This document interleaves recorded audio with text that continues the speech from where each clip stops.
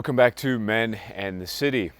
Hope you're all doing well. It's a bit of an overcast day here in Medellin, Colombia, but I wanted to make what I think is going to be a very important video called "The Leviathan is Coming." So about once a week, sometimes a little bit more often, I will engage in various conversations on Twitter with various folks, usually talking about geopolitics, economics, crypto, the topics of our day. And it's all done primarily through the prism of finance. But one of the prevailing sentiments that I express that I think is both befuddling to people and a bit alarming is that what is happening in the modern world today, specifically in the Western world, but in the world in general, is a collapse of authority. Now, authority is a very interesting concept. What exactly does that mean? Well, in Greek, authority is, as I'm thinking of it, comes from a word called archon. Archon means ruler. Another word in Latin that means something similar is sovereign. And sovereign means above or beyond, super, something of that nature. What is happening today is that the authority in the world is coming under strain. It's coming under strain for reasons that we're all well versed in. The economy doesn't really work anymore. The moneyed system doesn't really work anymore. There's tremendous flux and instability in society in general. Marriage as an institution doesn't really work anymore. Relationships between the genders, as I've discussed, is increasingly toxic and dysfunctional. Relationships, you might say, between household and nation don't necessarily work anymore either. And I'm speaking specifically through a prism of the United States, but you could apply that theme, I think, differently around the world. And as someone who's traveled like myself, I've seen that. So, in other words, the legacy authority that has been intact or robust, entrenched in institutions or in rulers for some time, is coming under pressure. And specifically, I want to talk about the United States, because in the United States, what is the authority? Well, I would argue that the sovereign, that the archon in the United States is the Constitution. Now, I think we all recognize, and that's part of what motivates this video, that statement in and of itself is suspect. Some people believe the Constitution is completely irrelevant. I'm one of them. Some people believe that the Constitution exists in spirit, but that in practice it's violated. Some people think that we have a loose affiliation with the Constitution, but it's simply not as authoritative as it once was. However you want to look at it, the constitutional framework of government, that sovereign authority, is breaking down. And what happens next is the question that people are asking. And there's a lot of fear. And this brings me to a very underrated and ill-read political philosopher, probably the first major political philosopher, really since ancient times, Thomas Hobbes. And Thomas Hobbes was a man who wrote prolifically on something called the social contract, but he is also a man that lived during rather extraordinary times. And that is something that's lost whenever discussions about him are had, because he's usually discussed within the context of John Locke, who wrote, as most of you know, a book called Two Treatises on Government, which also talks about the social contract theory, but does so from a far more you might say, liberal vantage point. But Hobbes was different, and Hobbes was a man who said himself that he was born a twin to fear.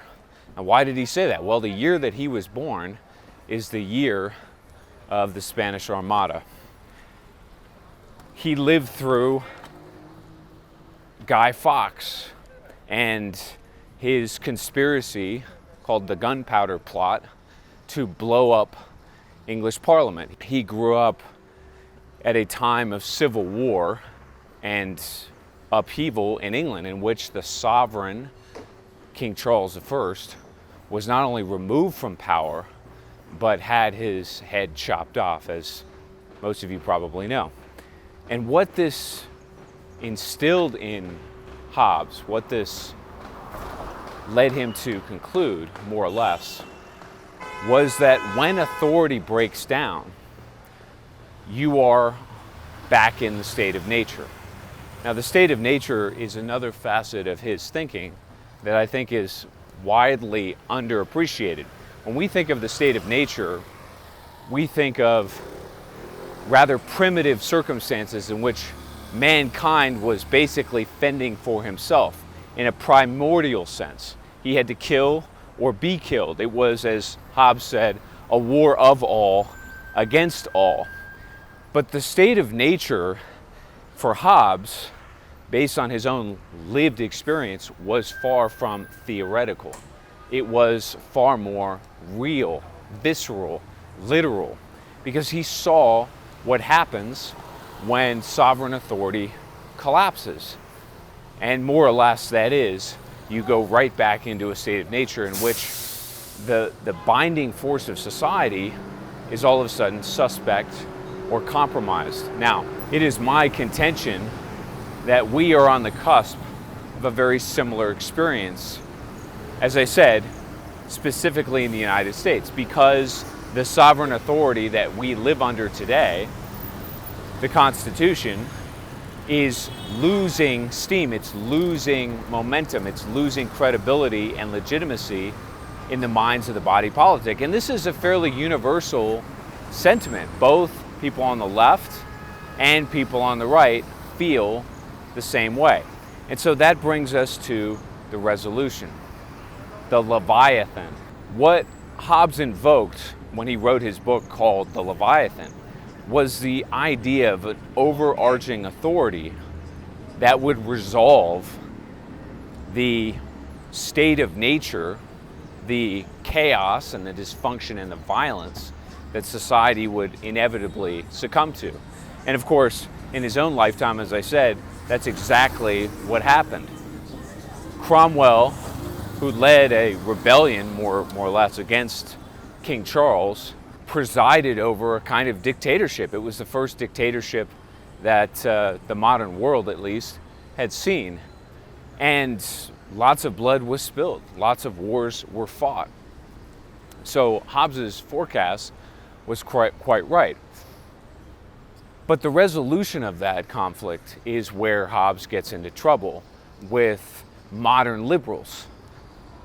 Because Hobbes said the social contract can only be reinstated, if you will, when the sovereign people cede their power to some kind of prevailing or overarching authority that would reconstitute government or stabilize society.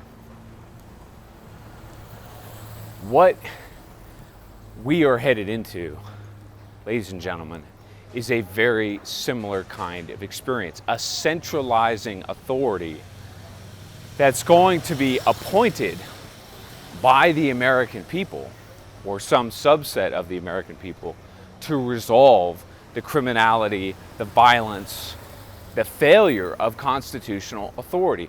And I just want to elaborate on the failure of constitutionalism for just a moment, because democracy has become this godlike figure in the Western world. But if you are a student of history, you know that democracy has a history of breaking. It has a history of failing.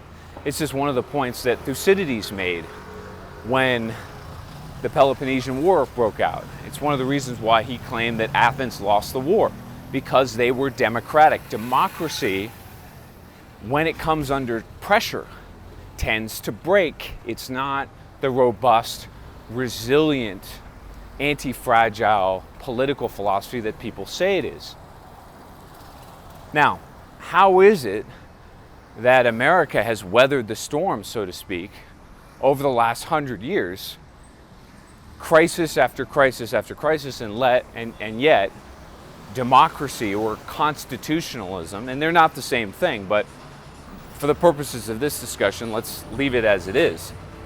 How is it that those things have stayed more or less intact? Well, as I'm sure most of you can anticipate, it hasn't really stayed intact. What has occurred is that the Constitution has been subsumed. It has been incorporated or assimilated into larger, more concentrated vehicles of authority. This is the rise of the imperial presidency. This is the expansion of the federal government in the United States to deal with various crises, not as some part of an overarching plan, but rather to deal with exigent circumstances that constitutionalism simply couldn't deal with or didn't account for. But today, we're facing something altogether different. We're facing a collapse of authority, not a test of authority, not a challenge to that authority, but a collapse of authority manifesting itself in all forms. As I said, the collapse of the global financial system, which is beginning to pick up pace. Whether it's the collapse of the Japanese yen, or it's the Chinese government selling US Treasury bonds, or it's the failed war in Ukraine, or it's a direct challenge to the authority of the federal government on the national border from various governors around the country who are banding together to do something about a national emergency that the federal government is willfully negligent on.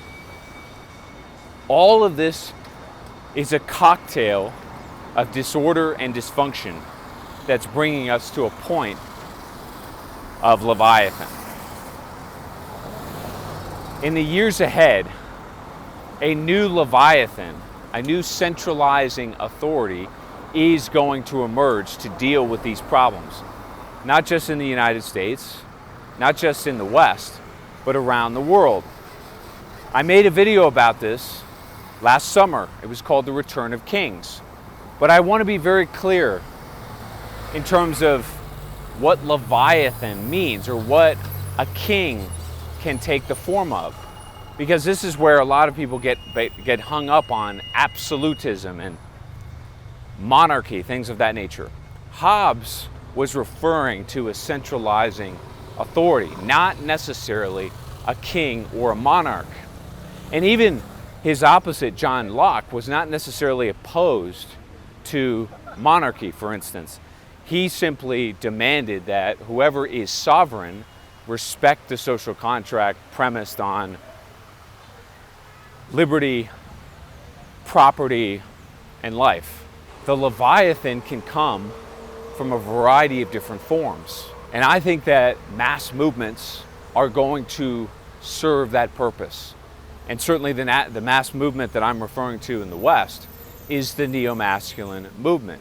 It is a kind of aggregating social force that's going to centralize a reform project, a reconstruction project. That is the only way to deal with this problem. And I think in the months and years ahead, it's going to become increasingly obvious that that is the case. So, to briefly summarize the points I've made in this video, the authority in the Western world, the constitutional form of government in the United States, democracy, at least as we call it in Europe, is breaking down. It's collapsing in and of itself. And in the wake of that collapse, we're going back into a kind of state of nature in which authority is under question, violence, criminality, disruption of all kinds comes to the fore, and that is going to create the impulse, the impetus for the Leviathan that Hobbes himself witnessed in his lifetime. Some kind of centralizing authority that's going to reconstitute state, stabilize the society, and ultimately provide the reconstruction and the reform that is necessary to get us back on the right path. Now, within that environment of uncertainty, the power vacuum that I've spoken about before, it's anybody's bet what centralizing authority that will be.